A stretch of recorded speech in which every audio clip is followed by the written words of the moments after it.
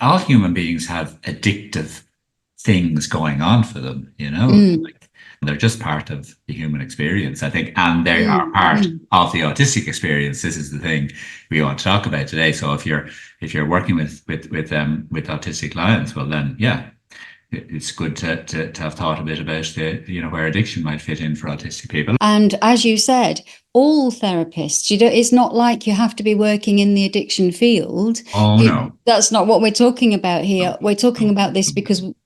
it's relevant for all Yeah, therapists, isn't yeah, it? yeah, yeah, Yeah. yeah. We need to be aware of addiction as an issue within the autistic population, and I don't think we're Mm. that aware around it yet.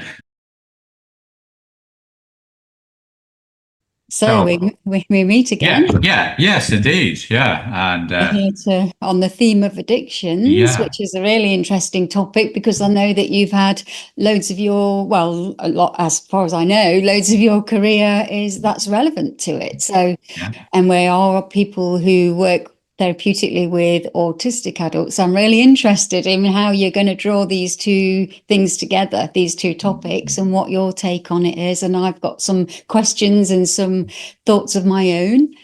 So, Yeah. Well, yeah, in terms of my own experience as a therapist, when I qualified as a therapist, I initially, when I did a degree in psychology, but I didn't become a psychologist. I didn't even get straight into college. That's a whole autistic story in itself, the going from school to college. But eventually, in my early 20s, I got a psychology degree and worked in the field of intellectual disability as a house parent and social skills trainer and things like that. But then I went back to the more this psychology field and I trained as a counsellor, having got some of my own therapy. But mainly by accident, the first work I got wasn't, I didn't go into private practice straight away. That was whatever in my early 30s at that stage. I got a job in the addiction counselling field. Initially, I did mm, some voluntary work there and then group facilitation. And then I got a job as an addiction counsellor. And I mm, loved it. I have to say, I really loved it. I do think there's something, it's not the most popular area for a lot of therapists, but it's an mm, area where, number one, you're working with outsiders, which I think mm, is very autistic friendly. And mm. as I found in working with adults with intellectual disabilities, I didn't know why I felt like I belong with these people, but it's because always felt like an outsider. But Mm. the other thing about addiction treatment or therapy or counselling is that there's a bit more structure to it, and again, Oh, yeah. I quite like the structure. So that's just a little Mm. bit of my own story, but I did love it. I really enjoyed that work, and I did it for full time in a treatment center for whatever 7 or 8 years. Oh, And then I, in my 30s, then I just wanted to move into private practice. But obviously, then initially, my private practice very much focused on addiction issues. And over time, then I've gradually, spread out into a few other areas. And now, of course, in the last 5 years or so, moved, very strong focus towards working with autistic clients.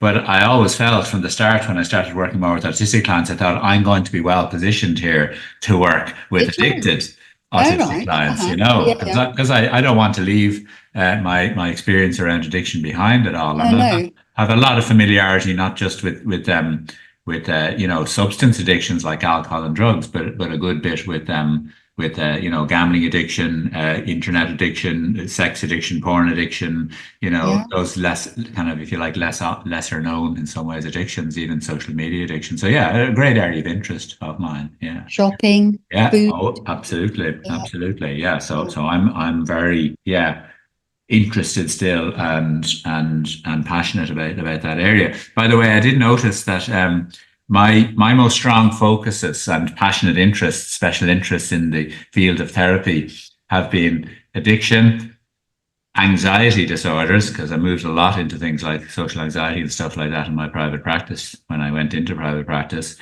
Uh, Autism, autistic clients, and now ADHD because a lot of my Right. clients have ADHD. Yeah. So they all begin with A. So I'm wondering, am I ever going to move to the letter B in my career, or am I just going to stay with it at the letter A? Um, but anyway, that's just a little bit about me and my own kind of passion around this area. But there's a couple of things that I think at least that I'd want to say a bit about today. One is just, yeah, we need to be aware of addiction as an issue within the autistic population, and I don't think we're Mm, that aware around it yet. The other thing I'd like to come back to, hopefully before we finish, is just a little bit of distinguishing a bit more clearly between what is an mm, addiction and what is a special interest. I know, I was thinking I that. think And that's an but interesting before one. we do Yeah, do that, may I yeah, just pick up on that last yeah. thing you said? Mm, Because I was thinking about us coming on to talk about mm. this. And as you said, all therapists, it's not like you have to be working in the addiction field. Oh no, That's not what we're talking about no, here. We're talking no, about this no, because no. it's relevant for all Yeah, therapists, isn't yeah, it? yeah, yeah. I Yeah. mean, I always found that a strange one in a way, as somebody who was working. I was trained generically, but I ended up working in the addiction field. Some people are trained as addiction counselors Yeah. specifically, and it's one of the few areas of therapy that counselors would say they don't work with.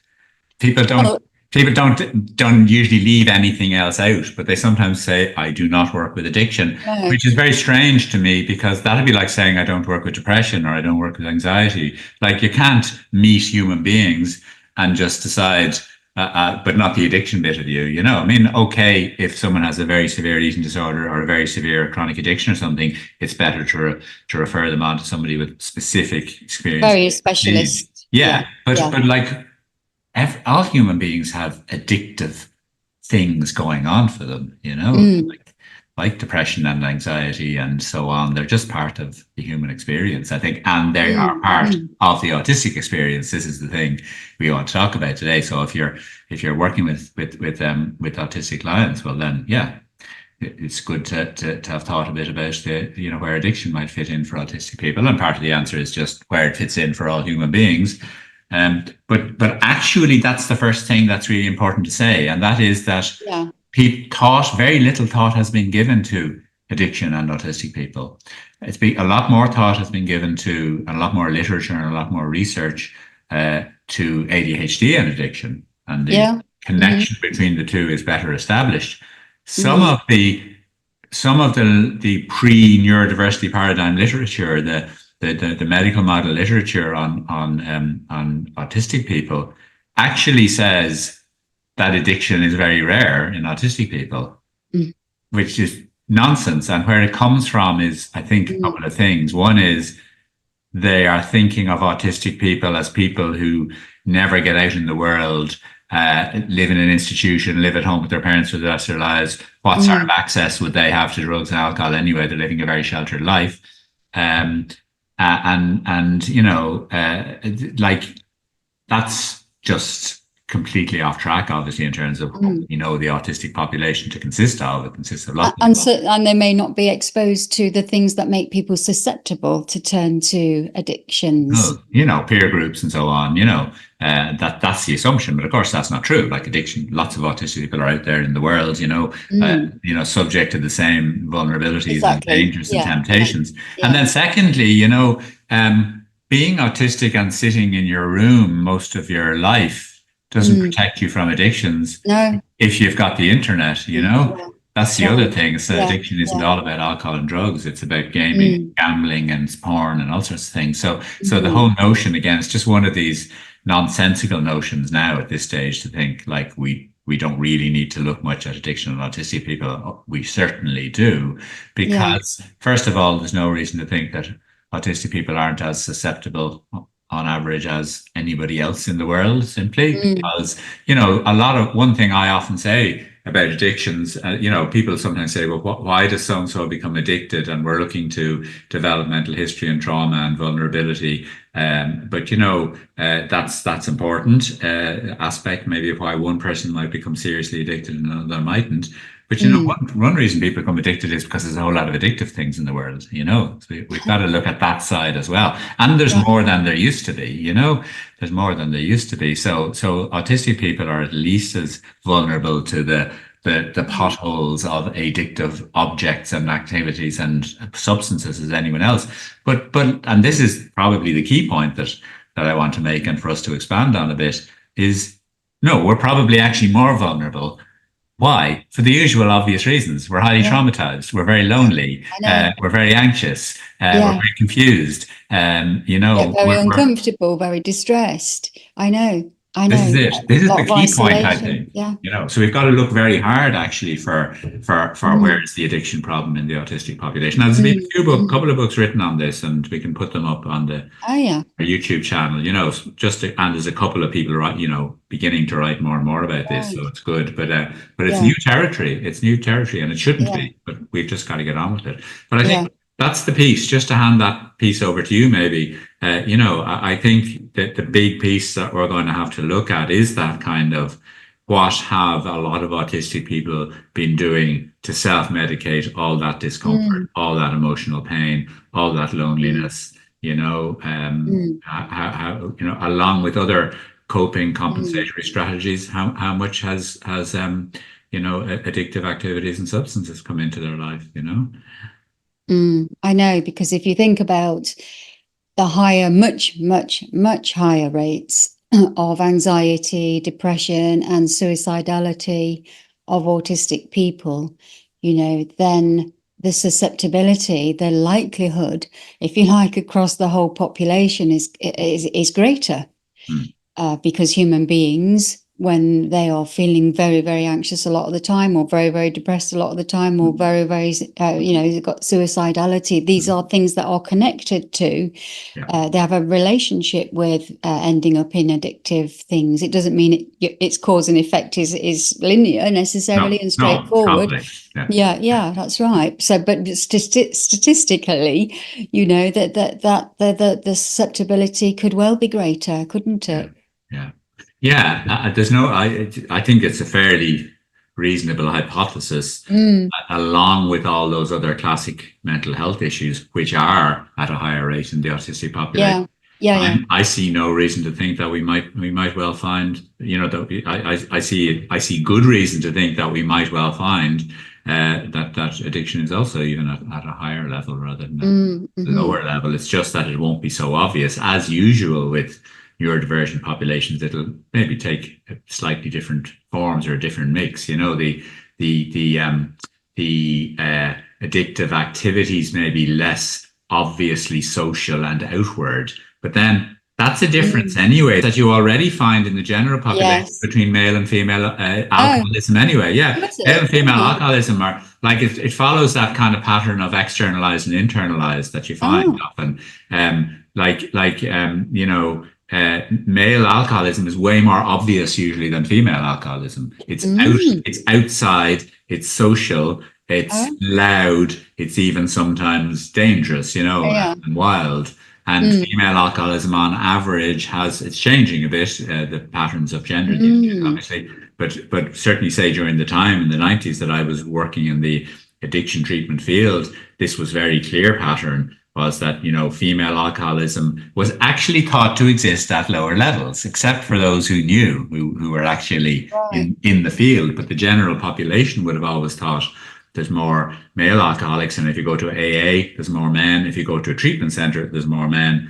But, right. but what is the actual truth was that, and probably still is to some extent, is that female alcoholism is just more hidden for a I couple of see. reasons. It's less social. It's a bit more drinking at home, Mm. particularly if you're a housewife. And again, some of these patterns are Or, changing. or someone working, and coming home and Oh opening a yeah. bottle of wine with their Oh, bag still totally. on their shoulder. I know. And it's Totally. socially acceptable to have a bottle of wine with dinner, That's but it. then not to Yeah, drink another bottle on your I own know. watching the telly. Yeah, Yeah. and it's more socially acceptable for women than say pub drinking is, though that is changing as a pattern in our cultures. Yeah. But like for men, that's almost non-acceptable. You ought to be drinking in the pub. What are you doing drinking on your own? The Yes, man that's a be out good in the point. pub. Yeah. And the other linked issue that we saw in female alcoholism, and I suspect again that we've probably got similar patterns in the autistic population, male and female and other, is again this internalized hidden kind of pattern, which is Mm. that the other pattern was that back when I was deeply involved in this field, and I don't think this has shifted that much. Uh, Female alcoholism was more stigmatized than male alcoholism Mm. and Mm. more shameful. Mm. So I think we're probably Mm. will find a similar pattern in the neurodivergent population where there's probably high levels of addiction, but it's not obviously out there. It's hidden. It's drinking, more on your own, and using, drugs more on your own. If it is substance, and it's not substance, it's food, it's pornography, it's online gaming, online gambling, and that can look completely unobvious to people, because all they know is that you're spending time in your room. They don't know that you're gradually. But gambling doesn't take long. It can take Not at all. seconds, Yeah. and it is a very private thing. Who's going to know if you're gambling online, unless you're looking at your internet history or something, but I know. So it's like it's private. I think with autistic people, it's likely to be something, maybe. I don't know whether I'm right. Oh, yeah. Well, see, private. I think this is all really interesting, and it's barely explored yet, so I'm sort of beginning now to bring this stuff together a bit more in my mind. I mean, I've been working with people who are, autistic and ADHD and addicted. Some of my clients, addiction is some of the problems they have, and I'm trying to learn on the job as well as read what I can read and think what I can think. But one of the things that I think is probably going to maybe emerge is that these are my hypotheses, if you like, that there might be some aspect of the perhaps lower risk taking of autistic people that might make them slightly less susceptible to addictions than ADHD people. But then there's a lot of people who are both, who are ADHD. But on the other hand, so something like gambling is a risk taking activity, and so you can see how perhaps some autistic people would logic their way through that and think that's not worth doing. However, logic is also interesting in a totally different way, and that is one of the things we know about addicted gamblers in general, because there's been a lot of research done on that, is they tend to be actually systemized, logical, clever. See, what they think is, if I can understand the pattern, I can beat the pattern. Right. So something like gambling might actually be very attractive to autistic people, for all we know. Again, we've so little research on this, because it's like, it's a system. I can work out the system and I can beat the system, So there's so many things here that we just don't know a lot about yet, Yeah. Gosh, that's I know. It's a big minefield. I mean, I'll throw another bit into the mix. A lot of autistic people are very lonely. Yeah. A lot of autistic people find it hard to form relationships, friendships, and romantic relationships. And get a lot of pain from trying to. Yeah. Or being in society at large and just being othered, whether they're trying to make friendships or not. Yeah. I at the moment, that issue in itself is very kind of high in my mind. It's such a huge issue. But like that pain, and it is one of the worst pains, I think, in life, could lead somebody to turn, for instance, to alcohol, because that's the pain, and might also kind of temporarily help them socially. But another huge thing that it could lead somebody to nowadays is all sorts of online sexual activities. And again, they're not necessarily a bad thing in their own right, but they're potentially, again, highly addictive, because addictiveness, as I understand it, comes from the fact that certain dopamine giving activities, and this is another interesting link, isn't it, with autism and ADHD and all of that. Not what I'm big into. I'm not very much into the neurology, but still, it's interesting to it's there. But like, these are the dopamine giving activities that are addictive are ones that are what we call supernormal. In other words, they give levels of a dopamine hit and pleasure that ordinary life activities don't give, because you've to make effort to get that great feeling of winning the gold medal. You might not win the gold medal, and if you do, it'll be because you put in hours of training. Whereas you get a good feeling by having 2 pints of beer, or a joint, or winning a bet, or masturbating to some pornography. And that's what makes those things addictive, is that they're not real life. They give hits that real life won't give unless you put in a huge amount of effort. Yeah. So that's an interesting thing to grasp. And what happens then to people who become addicted is they fall into a pattern of chasing the hit, and they develop a tolerance, and that means diminishing returns. They're getting less of a hit for the same, which means they have to up how much they bet, or the type of porn they watch, or how much they drink. So they're progressing into using more and more while getting less and less. It's a horror story, you know. But again, I just wonder, I just wonder what's going to emerge here in terms of how many, you know, for instance, very lonely, you know, young autistic adults could end up, you know, being even more vulnerable than average to things like porn addiction, you know. So it's, but you see, that's also still a shameful kind of addiction for a lot of people. And autistic people are already highly shamed. So are they going to even tell somebody, you know? So, you know, there's so much in this. So yeah, I'm switched on now. Special interest territory. Yeah. There's so much in it that we don't know. So I suppose, and again, so why talk about it? Well, I think it's awareness raising, isn't it? Really, just listening to us talk about it here, and I suppose the purpose of our podcasts anyway, but also of this episode, is just folks start watching out more for this, whether it's in yourself or in people you care about, or for therapists specifically in your clients and in your autistic clients. Start. You know, thinking, well, maybe there could be addiction here, rather than never thinking about it. And who knows, that might, you know, somehow help it to come to the surface if it is there, you know.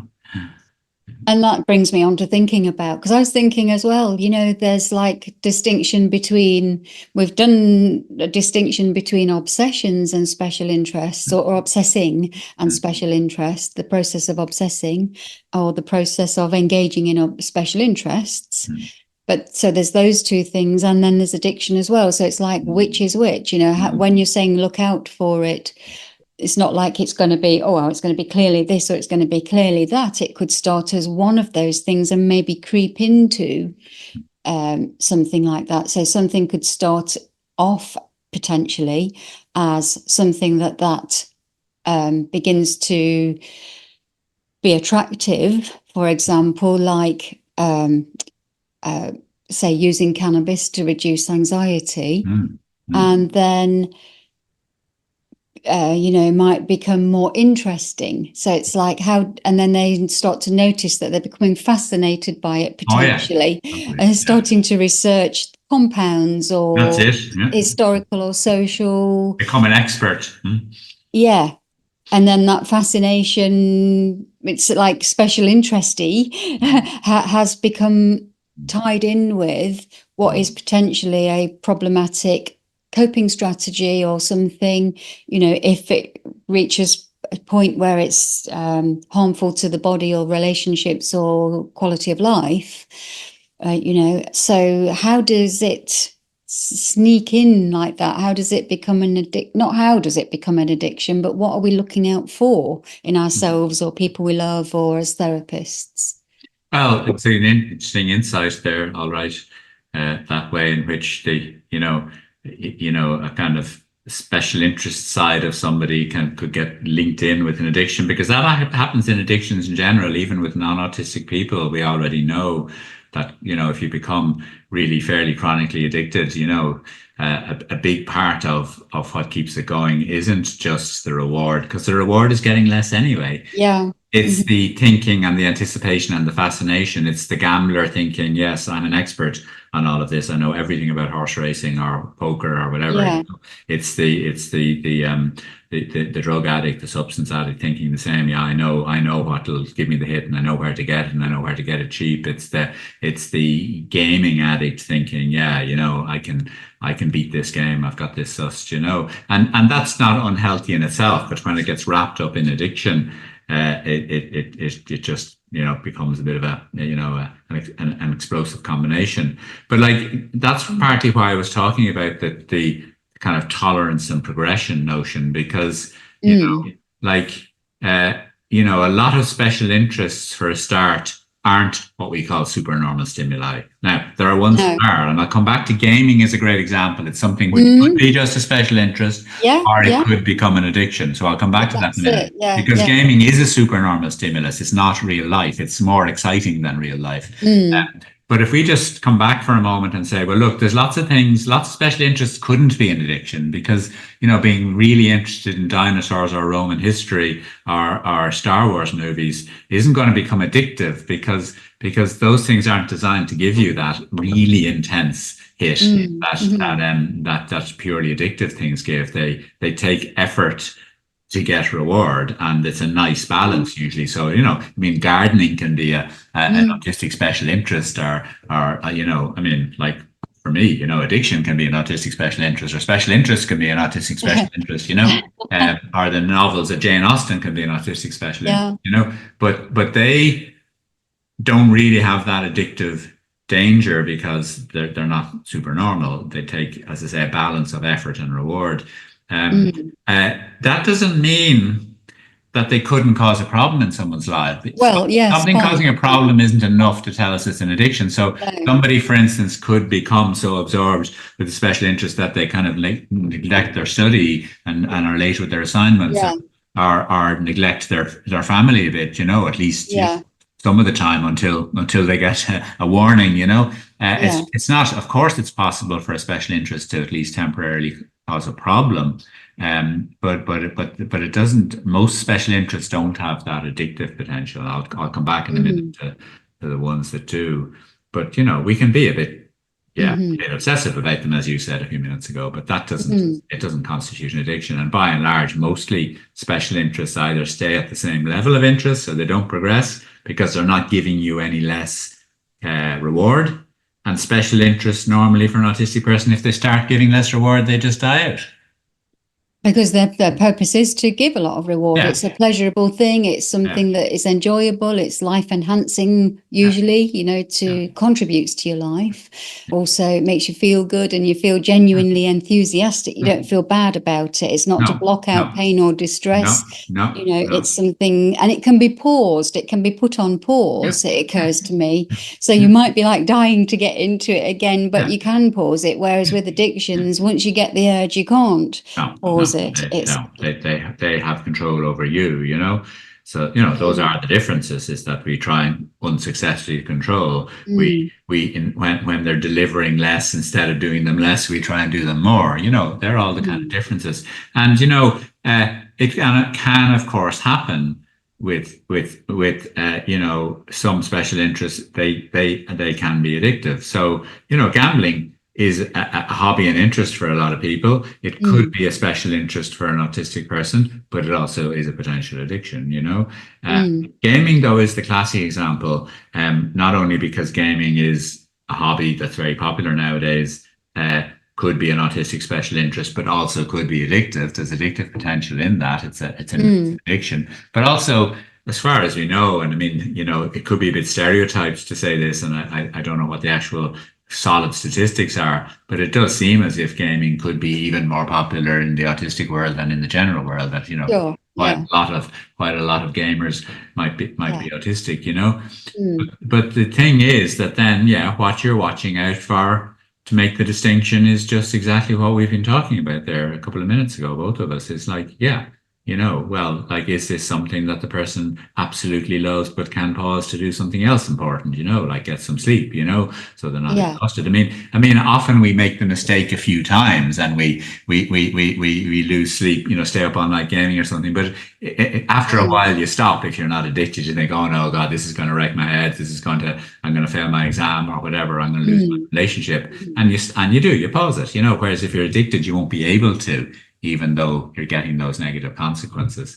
And crucially, with clients, I would simply be asking them again that big question: is this something that you're still getting the same level of reward out of as a couple of years ago? Because if you're getting less and less reward and you're increasing your activity and the excitement of the games, and in order to try and feed a kind of a jaded dopamine system, well, then you're on the addiction track. You're not on the special interest track.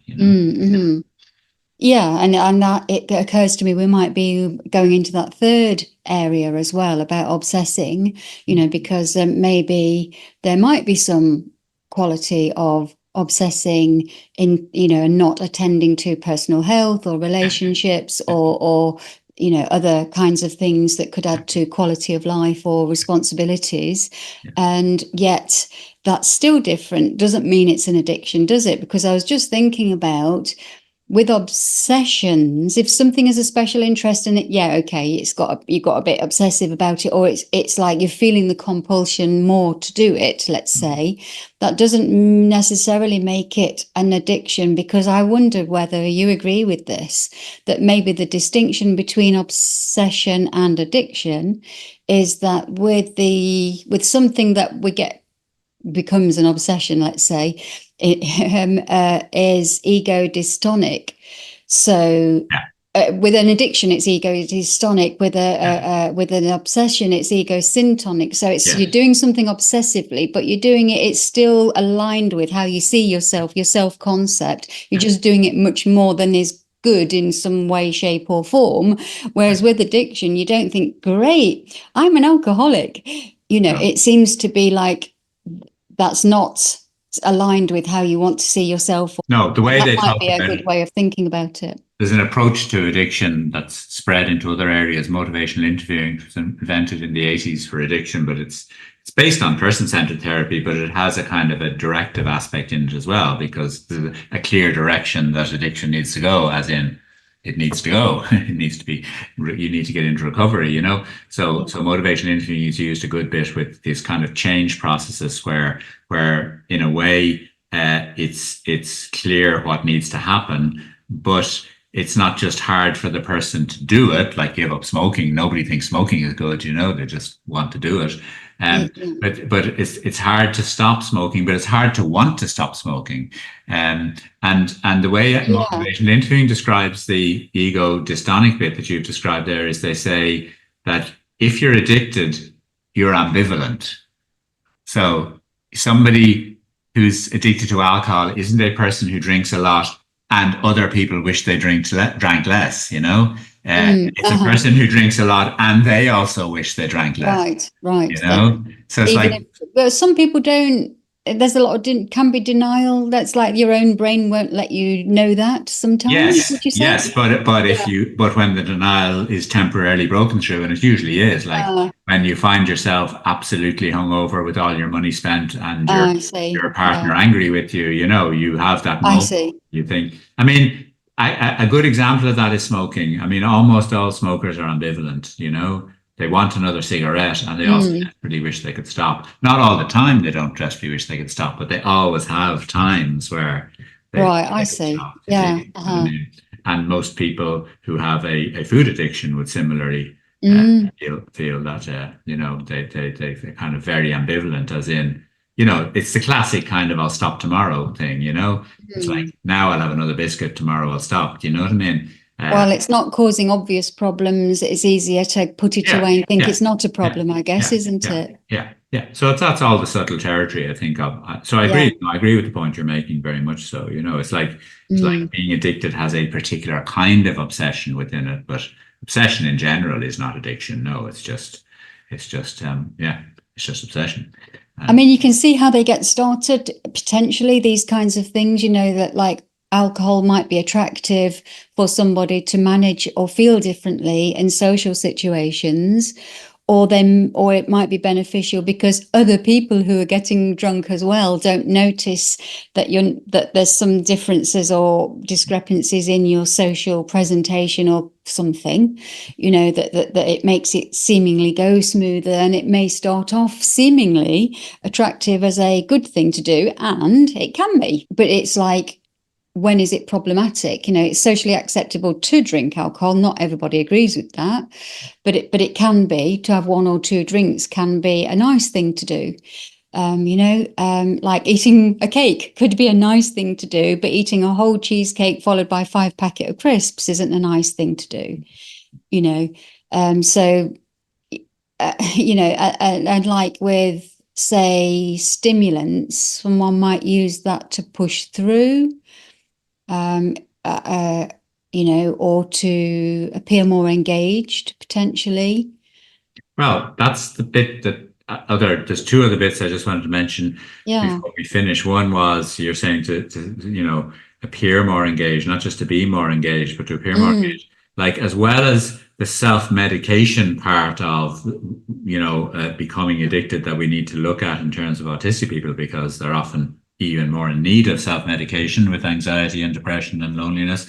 But also, there can be very much masking elements Well, that's the problem, isn't it? to addictions. So that, like That's the problem. some of the things that people can become addicted to are exactly the kind of things that can give you, social clout, social kudos, social support, even support to be social. Alcohol being the obvious example. In Ireland, for instance, is not only is alcohol helpful for relaxing you and making you feel it can fit in but more socially, but in Irish culture, though it is shifting a bit, just all the stereotypes about Irish culture are not wrong, but they are changing, which is good news. We're not quite as alcohol focused as we used to be. But the reality, for most of my lifetime has been, apart from the fact that alcohol would help relax your anxiety, it also is simply a way of fitting in. You got to drink to fit in, particularly if you're male, So it's also a major kind of masking, camouflaging, mimicking thing. Is like, okay, everyone drinks. If I drink, that's one good thing, at least. I'm a drinker, one good point. I'm weird, but at least I'm a drinker. Do you know what I mean? So, and similarly, I think nowadays the same would apply to weed for youngsters, and so on and so forth. Various kind of or stimulants for going out. Stimulants, very much so. Well, not necessarily just going out, No. but of course, and we don't want to be masked, because masking anyway is something that a person may or may not do, an autistic person may or may not do. And yet, if you're then using substances to do that, what chance have you got to be unmasking, to emerging as yourself? You're getting further and further away from real self-expression, even to yourself. And then in the social context, people only connecting with you as the masked version as well. Yeah. That's it. Yeah. Also, there's problems as well, isn't there? If you're not connected with your actual self, how are you understanding yourself? How are you knowing what your personal boundaries are or limits? Yeah. And those are issues for, addiction doesn't help with that. Addiction takes you further from knowing yourself. But, just quickly again, before we finish, the question of, well, then what about helping autistic people with addictions? There's no reason to think, as with other issues, there's no reason to think that there's some massive difference in helping an autistic person with an addiction than helping a non-autistic person, except that it's really important to know they're autistic and that they know they're autistic, because it'll make different sense of the story and different sense of where they're going in recovery. But, by and large, otherwise, lots of things that we already do, and I won't go into them now. But just one point that I wanted to make is that treatment centres, apart from individual therapists, treatment centres and things like AA, 12-step groups, are interesting to keep in mind when you're thinking of autistic people. And I've given some training inputs to a couple of the treatment centres here in Ireland around this, and they seem to be wanting to get clued into it, which is great. Is that the nature, the sort of group and community nature of treatment centres and AA can be very beneficial for autistic people, but also really difficult, So that has to be taken into account, that finding your way into a group and getting value out of a group, and also feeling, well, I don't have to be quite as groupy as some people are in this, and is a delicate thing for an autistic person. However, going back to what I said earlier on about my own professional experience, I think a lot of autistic people are likely to find the structured nature of addiction treatment and the structured nature of AA actually really helpful. In fact, I do wonder actually how many autistic people are already out there in the recovery world. They're autistic and maybe are only finding it out now, because I think that people need structure to recover, and autistic people work well with structure. So I wonder how many of the people even in AA are actually recovering addicts who are also autistic, but who knows? And even if you're not got to that point where you'd have to go into like formal treatment, even if you're thinking, well, maybe this is getting like that for me, you could have protocols yourself, thinking about, well, how will I know if it starts to get toward addiction rather than special interest or even into obsessing? So it's like, what kinds of things could I use to as measurements or signals or bodily signs or, you know, measuring the time I'm doing it, or how am I going to like apply some kind of protocols?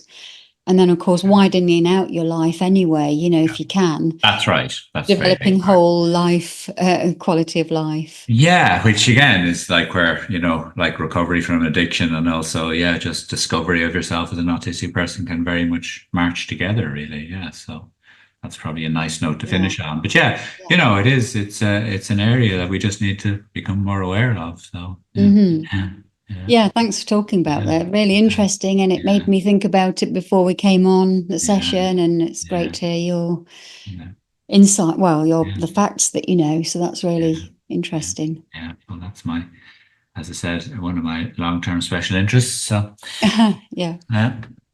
Yeah. Okay, we'll stop for now. Any thoughts on what we might follow up with? Yeah, I don't know now because I've just been wrapped up in that now, obviously for today. So no, nothing immediate. I suppose we'll have a think about it. Yeah.